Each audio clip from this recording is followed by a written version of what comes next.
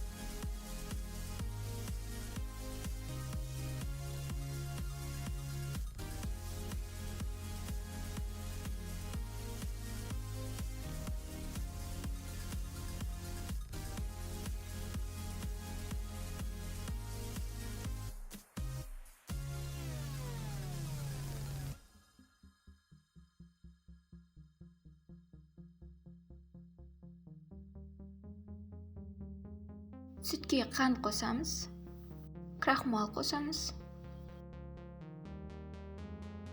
және какао қосып жақсылап араластырамыз.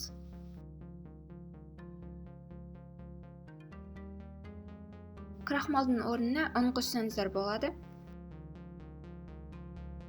Баяу отта қоюланып қайнағанша ұстаймыз. Егер ұнмен қайнатқан болсаңыздар, май қосуды ұмытпаңыздар.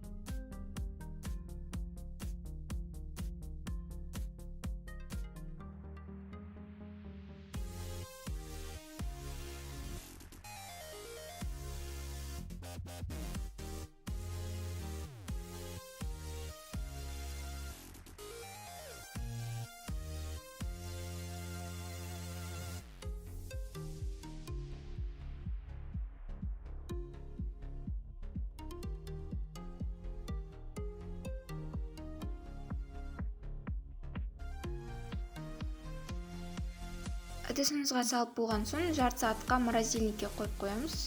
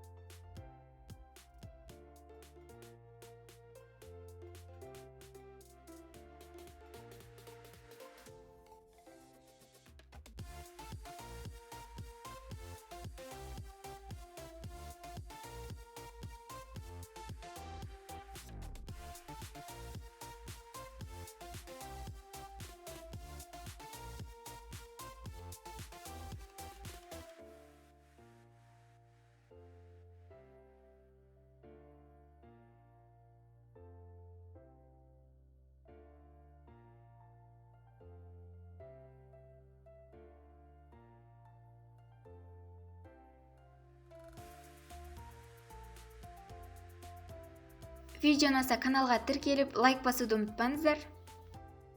Астарыңыз дәмді болсын.